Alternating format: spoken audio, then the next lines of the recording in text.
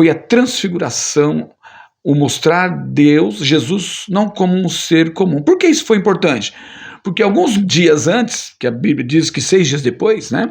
Mas uma semana antes praticamente, Jesus havia perguntado para os discípulos, falando assim, quem diz o povo ser o filho do homem?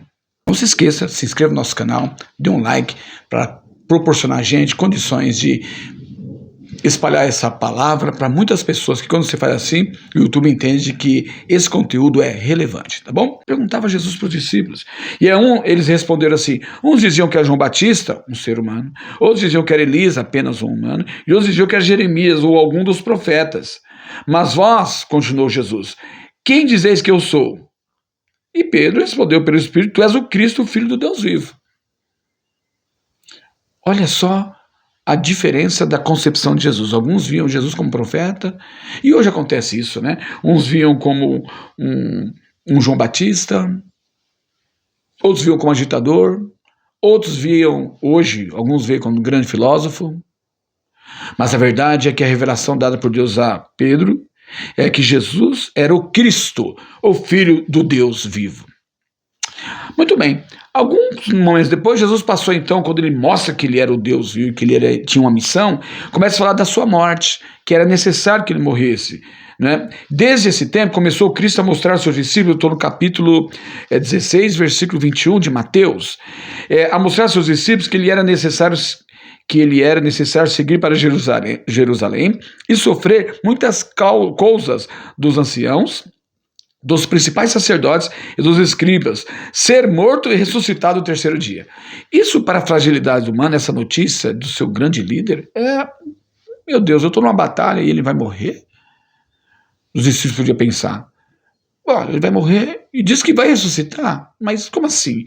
Eles estavam habituados com essa doutrina, embora acreditassem que Jesus Cristo era o Filho de Deus, porque Jesus mostrou por sua própria obra, pessoa, em missão, que ele é o Filho de Deus, mas os discípulos ficaram confusos, ao ponto de Pedro dizer à parte, chegar, Jesus, vem cá, não fala isso. A Bíblia diz que Pedro chamou Jesus à parte e começou a reprovar, dizendo, tem compaixão de ti, Senhor, isso de modo algum te acontecerá. Não vai acontecer isso não. Mas Jesus, voltando-se, disse a Pedro, arreda para trás de mim, Satanás, tu és para mim pedra de tropeço.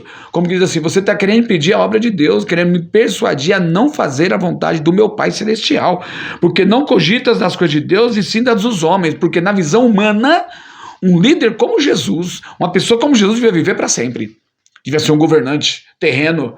E é assim que muitos crentes hoje pensam.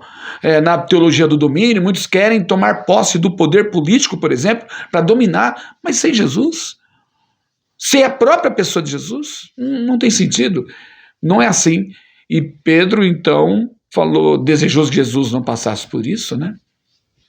Não entendendo a obra de Deus, falou dessa maneira. E então Jesus disse aos seus discípulos, se alguém quer vir após mim, e a si mesmo se negue, tome a sua cruz e siga-me. Então não vai pelo caminho da lógica humana, ou seja, pelo mundanismo do poder. É outra lógica, uma lógica espiritual. Isso é que nós chamamos de mundanismo. Não é questão de costume, roupas, essas coisas também. Isso é importante, mas não é só isso. É muito mais profundo do que isso. É uma percepção real do reino de Deus. E ele diz ainda, porquanto quem quiser salvar a sua vida vai perdê-la. E quem perder a vida por minha causa achá-la. Ou seja, se você lutar para seguir os padrões humanos da relação de poder, você vai perder sua vida, que isso aí é pequeno. Mas se você negar a sua vida, perder a sua vida, por causa de Jesus, você vai achar poder de Deus. Você vai estar para sempre com o Senhor. E ele ainda diz, pois que aproveitará o homem se ganhar o mundo inteiro e perder a sua alma? E aqui vai uma lição poderosa de que vale a gente ganhar o mundo todo, economicamente, por conta de status, por conta de poder, ganhar todos os privilégios, os aplausos do mundo e perder a nossa alma. Porque essa é a lógica do mundo, mas a lógica de Deus é não almejar ganhar mais do que convém para você. Você vai capitalizando, daqui a pouco você Tem dinheiro, mas não tem felicidade. Não tem Jesus no coração.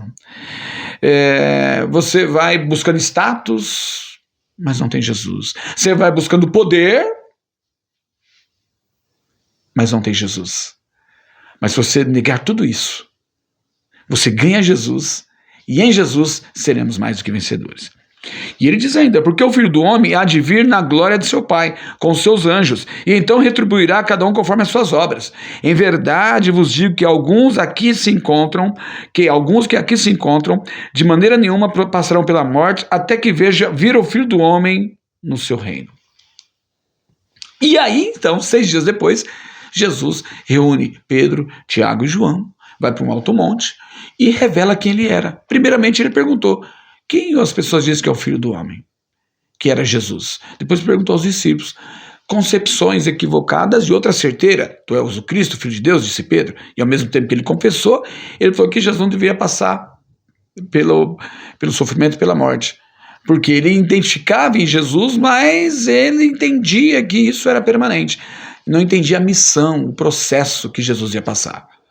Mas Jesus corrigiu isso em Pedro e depois ele reuniu, né, esses discípulos mais íntimos e se revelou, mostrou quem de fato ele era. Não importa o que os outros pensam da pessoa de Jesus, ele era esse, mostrou ele na sua glória. O seu rosto resplandecia como o sol e as suas vestes tornaram-se brancas como a luz. Glória a Deus.